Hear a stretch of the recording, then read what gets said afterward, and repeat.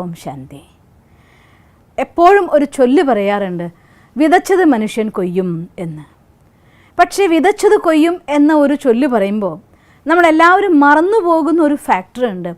ഒരു വിത്ത് വിതച്ചു കഴിഞ്ഞാൽ അതിൽ നിന്ന് ഒരു മണി കൊയ്യും എന്നല്ല പറഞ്ഞിരിക്കുന്നത്. ഒന്ന് ചിന്തിച്ചു നോക്കിയേ, ഒരു മണി നെന്മണി ഞാൻ വിതയ്ക്കുമ്പോൾ അതിൽ നിന്നൊരു നെല്ലിൻ്റെ തൈ ഉണ്ടാകുമ്പോൾ 100 മേനി വിളവാണെങ്കിൽ ഒന്നിന് 100 മണി കണക്കാക്കി നമുക്ക് തിരിച്ചു കിട്ടുക തന്നെ ചെയ്യും. അതിൽ യാതൊരു വിട്ടുവീഴ്ചയില്ല.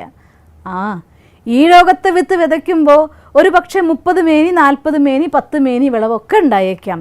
പക്ഷെ കർമ്മം എന്ന വിത്തിൽ അതിൻ്റെ കുറഞ്ഞ വിളവാണ് ഒന്നിന് 100 മേനി എന്ന് പറയുന്നത്.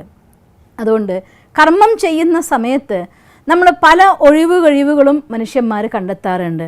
ഞാൻ അങ്ങനെ ആയതുകൊണ്ടാണ് ഈ കർമ്മം ചെയ്യുന്നത്. ഇന്നത്തെ ലോകത്ത് ഇപ്പോൾ ആരാ ഇങ്ങനെയൊക്കെ ചെയ്യാത്തത്? ഇതൊക്കെ തന്നെയല്ലേ ഈ ലോകത്തിൻ്റെ ഒരു ജീവിത രീതി. എല്ലാവരും ഇങ്ങനെയൊക്കെ തന്നെയല്ലേ, പിന്നെ ഞാൻ എന്തിനാ മാറുന്നത്? ഇങ്ങനെ സ്വന്തം തെറ്റിനെ മറയ്ക്കാൻ വേണ്ടി, സ്വന്തം തെറ്റിനെ ഒളിക്കാൻ വേണ്ടി പലപ്പോഴും പല മനുഷ്യന്മാരും പല രീതിയിലുള്ളതായിട്ടുള്ള കാരണങ്ങളെ കണ്ടെത്താറുണ്ട്.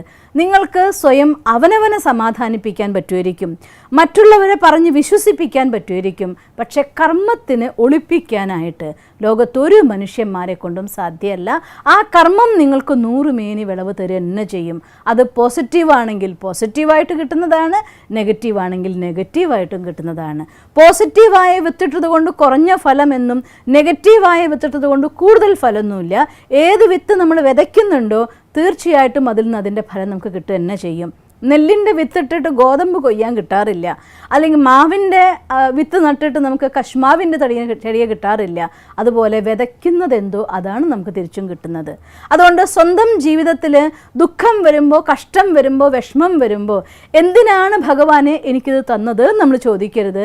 കാരണം ഭഗവാൻ നമുക്കിത് തരുന്നതല്ല, നമ്മൾ ചെയ്യുന്ന കർമ്മം നമ്മുടെ അടുത്തേക്ക് തിരിച്ചു വരുന്നതാണ്.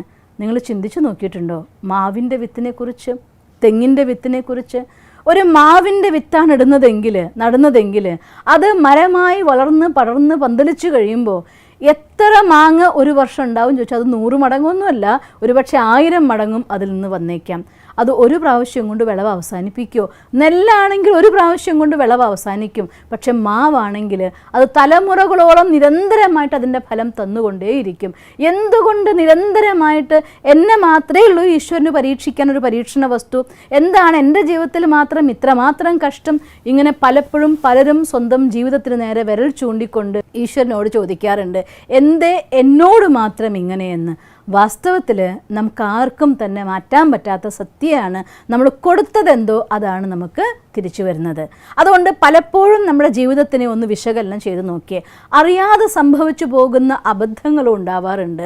അറിഞ്ഞുകൊണ്ട് ആ സമയത്ത് വൈകാരികമായിരിക്കുന്ന ഭാവത്തിനെയും ഭാവനകളെയും നിയന്ത്രിക്കാൻ പറ്റാത്തതുകൊണ്ട് മനുഷ്യന്മാർ അറിഞ്ഞുകൊണ്ട് ചെയ്യുന്നതായിരിക്കുന്ന തെറ്റുമുണ്ട്.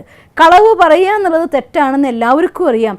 എന്നിട്ടും മനുഷ്യന്മാർ തത്സമയത്ത് ഒരു ചീത്തയിൽ നിന്ന് രക്ഷപ്പെടാൻ വേണ്ടി, അല്ലെങ്കിൽ നമ്മളെ രക്ഷിക്കാൻ വേണ്ടി, മുഖം രക്ഷിക്കാൻ വേണ്ടിയൊക്കെ കളവ് പറയാറില്ലേ? അത് ഒരു യുക്തിയല്ലേ എന്ന് പോലും പറയുന്ന ആൾക്കാരെ ഞാൻ കണ്ടിട്ടുണ്ട്. പക്ഷേ വാസ്തവത്തിൽ നിങ്ങൾ കളവ് പറയുക എന്നുള്ളതായിട്ടുള്ള ഒരു തെറ്റ് ചെയ്യുന്നതോട് കൂടിയിട്ട് അത് കുറച്ച് ആഴത്തിലുള്ള വിത്താണ്. പല മടങ്ങ് നിങ്ങൾക്കതിൻ്റെ റിസൾട്ട് വന്ന് ചേരുന്നതാണ്. അതേസമയം അറിയാതെ നമ്മുടെ വായിന്നൊരു വാക്ക് വീണുപോയി, മറ്റുള്ളവർ വിഷമിച്ചു പോയി എന്നുണ്ടെങ്കിൽ നെല്ല് പോലെ 100 മേനി വിളവോടെ അവസാനിക്കും. ഇല്ല എങ്കിൽ നമ്മൾ ചെയ്യുന്ന കർമ്മത്തിൻ്റെ എത്ര സങ്കല്പം, എത്ര നിങ്ങളുടെ അറിവോടെ ഒരു പാപം ചെയ്യുന്നുണ്ടോ അതിൻ്റെ അത്രയും ഡെപ്തിൽ അത് തലമുറകളോളം നമുക്ക് കിട്ടും. തലമുറ എന്ന് വെച്ചാൽ അർത്ഥം ഞാൻ കഴിഞ്ഞ് എൻ്റെ മകൻ അനുഭവിക്കും, എൻ്റെ മകൾ അനുഭവിക്കും, അവരുടെ മകൻ, അവരുടെ മകൾ. തെറ്റാണ് ഈ ധാരണ. തലമുറകളോളം എന്ന് വെച്ചാൽ അർത്ഥം എൻ്റെ പല ജന്മങ്ങളിൽ അത്തരം സാഹചര്യങ്ങളിൽ ഞാൻ കുരുങ്ങിക്കൊണ്ട് വീണ്ടും വീണ്ടും വീണ്ടും അതിൻ്റെ ഫലം അനുഭവിക്കേണ്ടി വരുന്നർത്ഥം. അതുകൊണ്ട് തീർച്ചയായിട്ടും കർമ്മം എന്ന് പറയുന്നത് ഒരുപാട് ശ്രദ്ധയോടെ ഒരുപാട് സൂക്ഷിച്ച് നമ്മൾ വിതയ്ക്കേണ്ടതായിട്ടൊരു വിത്താണ്. ഇനി അഥവാ നമ്മൾ ഈ കർമ്മമൊക്കെ പറയുമ്പോൾ ചിലർ പറയാറുണ്ട്, ഒരു കർഷകൻ അയാൾ നിലമുഴുതു, എല്ലാം തയ്യാറാക്കി, വെള്ളം പാകാക്കി, ഭൂമി പാകാക്കി, അതിൽ വിത്ത് വിതച്ചു. അന്ന് രാത്രി നല്ല ഒരു കൊടുങ്കാറ്റും പേമാരിയും വന്നു. ആ കാറ്റിലെ വെള്ളത്തിൽ പെട്ട് ആ വിത്ത് മുഴുവൻ ഒഴുകിപ്പോയി. അയാളുടെ ആ വിതച്ച നെല്ല് മുഴുവൻ പോയി എങ്കിലോ തീർച്ചയായിട്ടും അതും സംഭവിക്കാം.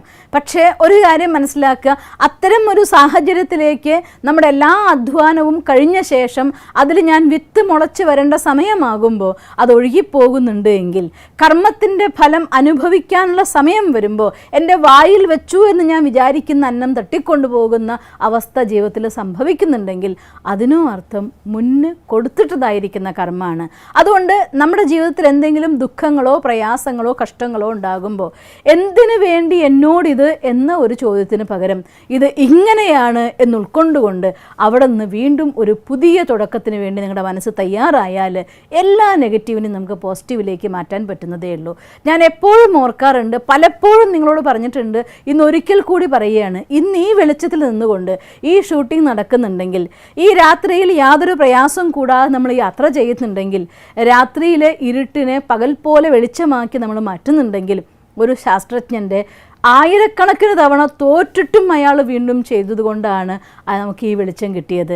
ആ വെളിച്ചം ഇന്ന് ലോകത്തിന് മുഴുവൻ നിരന്തരമായി വെളിച്ചം കൊടുത്തുകൊണ്ടിരിക്കുക. എന്തിനും ഏതിനും നമുക്ക് ലൈറ്റ് വേണം, ഡെക്കറേഷൻ നമുക്ക് ലൈറ്റ് വേണം, ആനന്ദിക്കാൻ ലൈറ്റ് വേണം, ട്രീറ്റ്മെൻറ്റിന് ലൈറ്റ് വേണം, നമുക്ക് സ്വസ്ഥമായിട്ട് ഉറങ്ങാൻ ലൈറ്റ് വേണം, സ്വസ്ഥമായിട്ട് വർക്ക് ചെയ്യണമെങ്കിൽ ലൈറ്റ് വേണം. എവിടെയും എല്ലാവർക്കും പ്രകാശമാനമാക്കി മാറ്റാൻ വേണ്ടി തൻ്റെ ഒരായുസ്സിൻ്റെ മുഴുവൻ അധ്വാനം. അതുകൊണ്ടാണ് 70ാമത്തെ വയസ്സിൽ വെച്ച് അദ്ദേഹത്തിൻ്റെ മുഴുവൻ ലബോറട്ടറി കത്തിപ്പോയപ്പോഴും ഞാൻ നാളെ മുതൽ വീണ്ടും തുടങ്ങും എന്ന ദൃഢനിശ്ചയം, അതിൽ നിന്നാണ് നമുക്ക് ഈ വെളിച്ചം കിട്ടിയത്.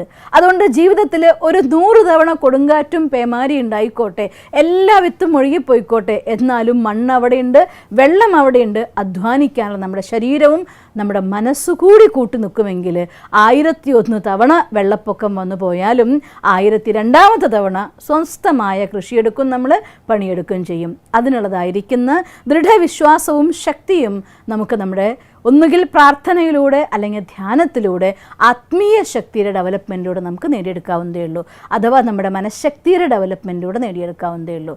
അതുകൊണ്ട് തീർച്ചയായും നമ്മുടെ ജീവിതം സുഖകരമായിട്ട് ഒഴുകുന്ന ദിവസങ്ങളിൽ തന്നെ, നല്ല ആരോഗ്യവും നല്ല കാഴ്ചയും നല്ല കേൾവിയും നമുക്കുള്ള സമയത്ത് തന്നെ, ഈ സമയത്ത് കുറച്ച് സമയം നമ്മുടെ സ്പിരിച്വൽ എംപവർമെൻറ്റിന് വേണ്ടി, അഥവാ നമ്മുടെ മനഃശക്തിയെ പൂർണ്ണമായി വികസിപ്പിക്കാൻ വേണ്ടി നിങ്ങൾ കണ്ടെത്തുകയാണെങ്കിൽ, നാളത്തെ കൊടുങ്കാറ്റ് വന്നാൽ പോലും പിടിച്ചു നിൽക്കാനുള്ള ശക്തി, വീണ്ടും വീണ്ടും കൃഷി ഇറക്കാനുള്ള ശക്തി നമുക്ക് കിട്ടുക തന്നെ ചെയ്യും. നിങ്ങൾക്കങ്ങനെ സാധിക്കട്ടെ എന്ന് ഞാൻ പ്രാർത്ഥിക്കുന്നു.